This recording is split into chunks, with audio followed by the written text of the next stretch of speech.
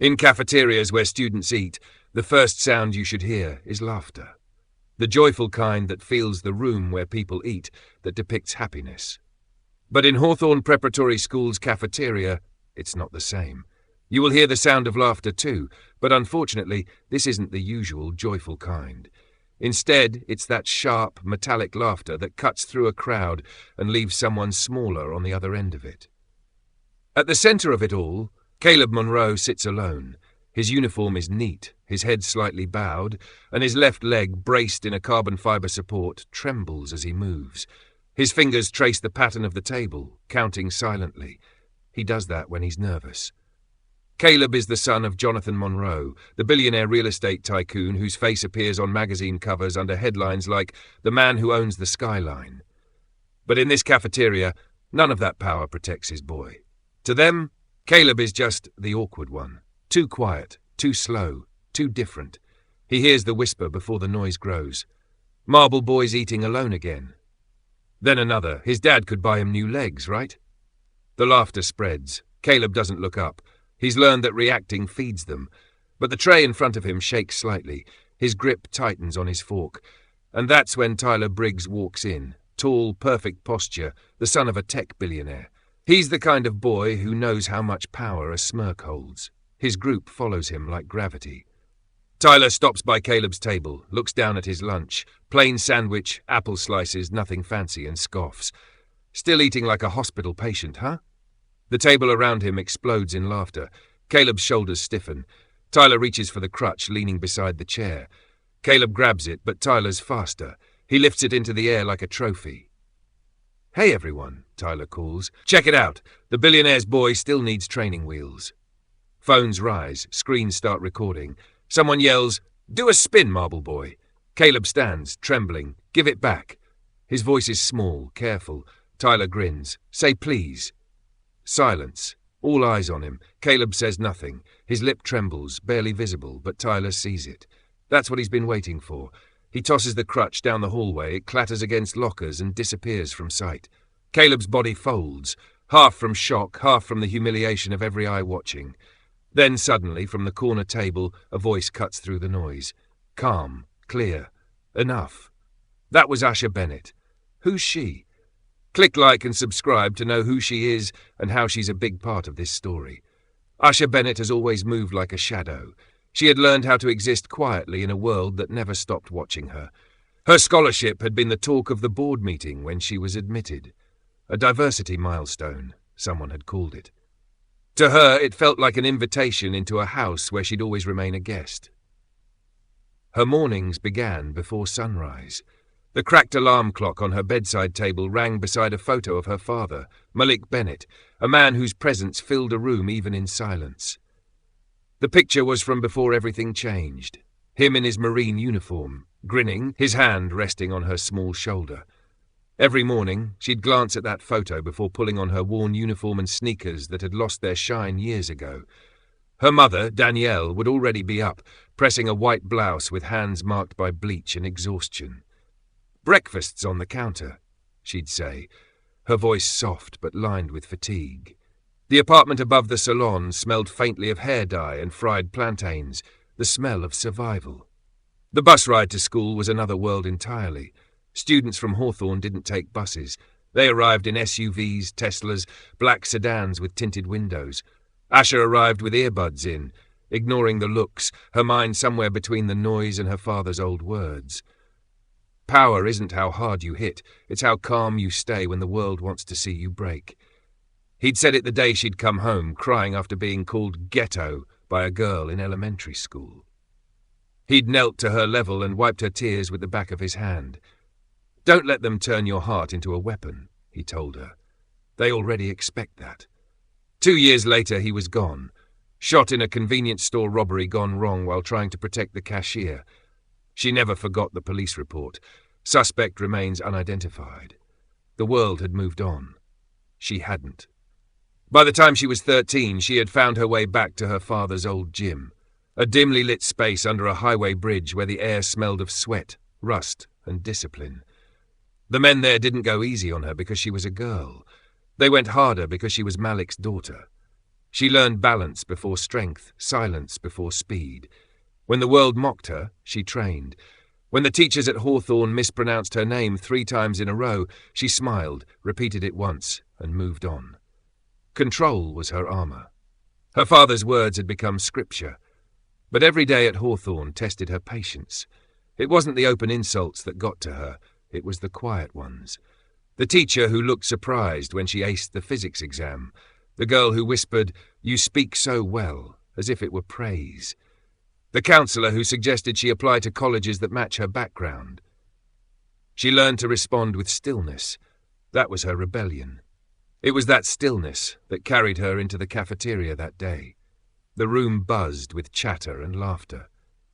Caleb Monroe sat near the back, as he always did, alone, cautious, tracing invisible lines on the table with his finger. Asha had seen him before. He wasn't like the others. He didn't look through her. He looked at her briefly, as if trying to understand a language he'd once known. When Tyler Briggs and his friends cornered Caleb, the noise shifted. A collective excitement that always surrounded cruelty. Caleb's tray hit the ground, scattering food across the polished floor. The laughter that followed was sharp and merciless. Asha watched, her chest tightening. Asha stood up. Her movement was slow, deliberate, the kind of motion that draws attention without demanding it. The laughter dimmed a little as she began to walk toward them. Her shoes clicked against the floor. One step, then another. She wasn't tall or loud, but there was a gravity around her, something that made people shift without realizing why. Tyler turned to face her. "What? You his bodyguard now?" She didn't answer. She bent down, picked up Caleb's tray and set it gently back on the table. She crouched slightly, looked Caleb in the eye and said, "You're okay." Her tone wasn't soft, it was steady, like an anchor in a storm. Tyler's smirk faltered. "You gonna protect him, charity girl?" Asha stood upright, meeting his gaze. "No, I'm gonna protect what's right." It wasn't the words that made the room go silent. It was how she said them. Calm, certain, the same way her father used to speak before a fight began. For a moment no one moved. Even Caleb's breathing seemed to still. Somewhere in the back a phone camera clicked on. Tyler stepped closer, lowering his voice. "You think you belong here?" Asha didn't blink. "Does hurting him make you belong?" The question cut deeper than any insult could. Tyler's jaw clenched. His friends shifted, uncertain whether to laugh or stay quiet. Asha took a step closer, her expression unreadable. "You have everything, Tyler. Maybe that's why you don't know what real strength looks like." The cafeteria was silent now, the kind of silence that comes when everyone knows something irreversible is about to happen. Tyler's face twitched. He looked at his friends, then back at her. The tension thickened like air before a storm. Caleb reached for his crutch, his hand shaking slightly. He wanted to speak, to say something, but no words came. Asha turned to him, gave a small nod. "Stand tall," she said quietly. It was the same thing her father used to tell her before every sparring match. And for the first time that day, Caleb tried. His fingers gripped the crutch. His knees straightened. The laughter stopped completely. Tyler's smirk faded into uncertainty, as if, somehow, he was the one who had been seen through. Asha had reminded everyone what courage looked like when the world didn't expect it. And though the next moment would bring suspension, scandal and headlines, this was where it truly began. A calm, quiet girl in worn shoes, standing for someone no one else would. Tyler's smirk deepened, that cruel teenage arrogance glowing in his eyes. He was used to control, to the kind of attention that followed power, money, and inherited confidence. But right now, the room wasn't laughing with him anymore. They were watching, waiting. Asha stood across from him, her posture calm but unyielding. The sunlight spilling through the cafeteria windows hit the polished floor, catching on her shoes, her braids, the faint scar on her knuckle, small reminders of a world Tyler had never had to survive. "Pick it up," she said quietly, nodding at the crutch still in his hand. He tilted his head, confused. "Excuse me?" "The crutch. Give it back to him." A ripple of whispers spread through the crowd. Some were recording, others frozen, unsure whether to cheer or stay silent. Tyler laughed, a sharp sound meant to reassert dominance. "You think you can tell me what to do?" Asha didn't answer. She simply stared. A look not of defiance, but of certainty. The kind that stripped away every illusion of control. For a heartbeat, Tyler looked away first. Then pride caught up to him, and he moved fast. The swing came out of nowhere. His fist sliced through the air toward her face, but before contact, Asha's body shifted, one smooth sidestep, almost graceful. Tyler stumbled forward, momentum betraying him, his shoulder slamming into a nearby table. The metallic clang echoed across the cafeteria. Gasps rippled. He turned, furious and humiliated, his shirt stained with spilled juice. "You think you're tough?" Another student, Ryan, one of Tyler's followers, pushed through the crowd, face flushed with adrenaline. "She thinks she's some kind of hero." He lunged. But Asha didn't fight. She redirected. One hand caught his wrist, a pivot of her hips, and Ryan's own weight carried him sideways. His sneakers squeaked as he hit the floor, more shocked than hurt. The silence that followed was deafening. Someone near the vending machine whispered, "She didn't even hit them." Asha took a slow breath, eyes steady. "I told you, I'm not fighting," she said, her voice clear enough for everyone to hear. Then she turned and reached for Caleb's crutch. Caleb was still frozen in his chair, breathing fast, his eyes wide. When she handed him the crutch, her tone softened. "Stand tall," she said. His hand trembled as he took it. The cafeteria doors burst open. Vice Principal Harris stormed in, her heels clicking like gunfire. What is going on here? Her gaze swept over the overturned trays, the spilled food, the phones held high. Her eyes landed on Asha, the only one still standing calmly in the center of it all. "You," she snapped. "Office. Now." Tyler immediately straightened his posture, trying to look wounded. "She attacked us," he said. Asha blinked once. "That's not true. The vice principal didn't care. You are suspended, Miss Bennett, effective immediately." The crowd broke into murmurs. Some nodded along, others looked uneasy, but then from the back a voice rose above the noise. "Wait, I recorded everything." All eyes turned to a younger student holding up his phone, screen still glowing with the video. "She didn't hit anyone," he said, voice shaking. "They went after her." A hush fell. "Play it," someone said. He tapped the screen. The cafeteria filled with the echo of the recorded scene. Tyler swinging, Asha dodging, Ryan falling, her calm voice saying, "Stand tall." The footage was undeniable. Students leaned in, whispering. A few clapped under their breath. Tyler's face turned pale. His friends backed away, unwilling to share in his downfall. Vice Principal Harris shifted uneasily, arms folding tighter. "Regardless," she said, her tone faltering, "violence of any kind is unacceptable." Caleb interrupted her. It was the first time anyone had heard him raise his voice.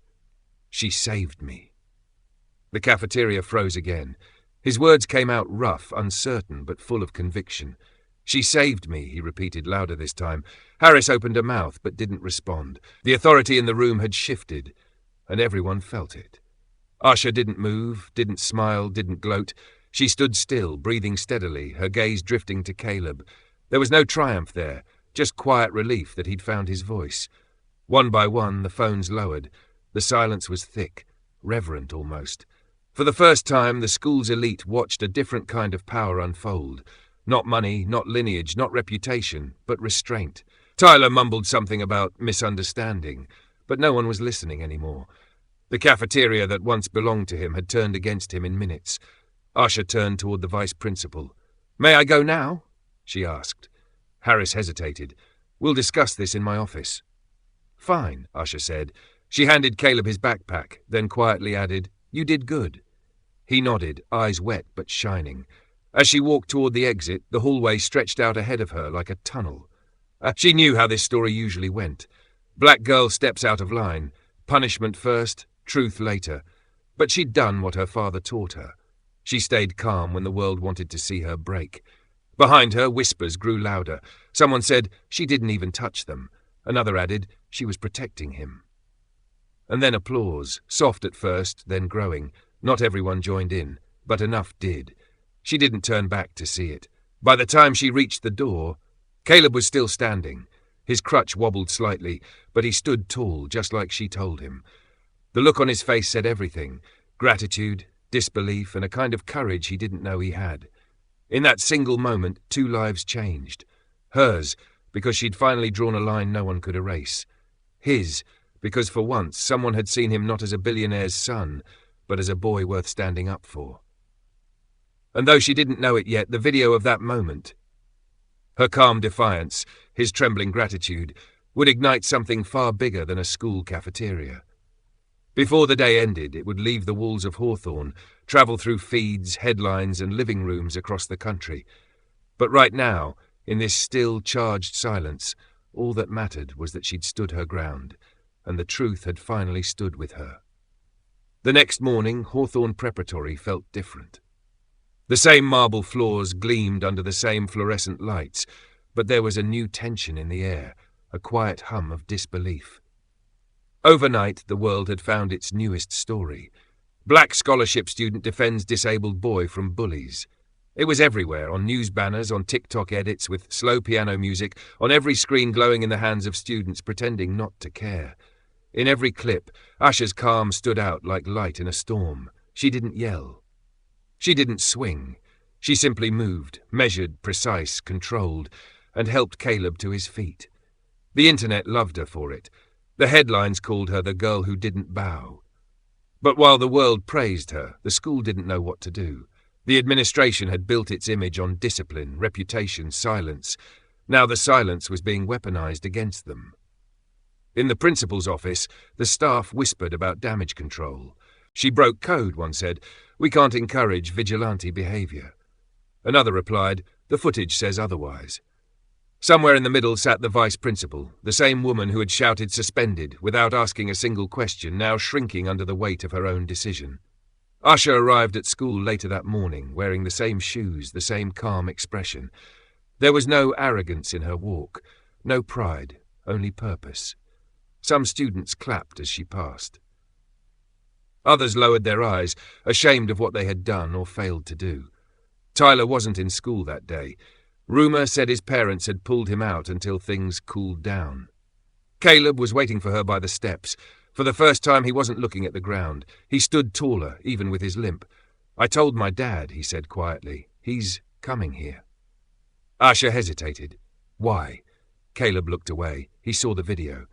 Hours later, a black SUV pulled into the school driveway. The billionaire, who rarely showed up for anything that didn't involve cameras, was walking across the courtyard with his sleeves rolled. No entourage, no assistants, just a father with questions burning in his eyes. Jonathan Monroe had built empires, bought cities, and silenced boardrooms, but nothing had prepared him for watching that clip. He'd seen his son mocked, helpless, surrounded by laughter, and then saved, not by teachers or friends, but by a girl his world would have ignored at a glance. The headmaster tried to intercept him. Mr. Monroe, we can assure you. Jonathan's voice cut through the air, firm but steady. I'm not here to assure anyone. I'm here to listen. In the small conference room, Asha sat across from him.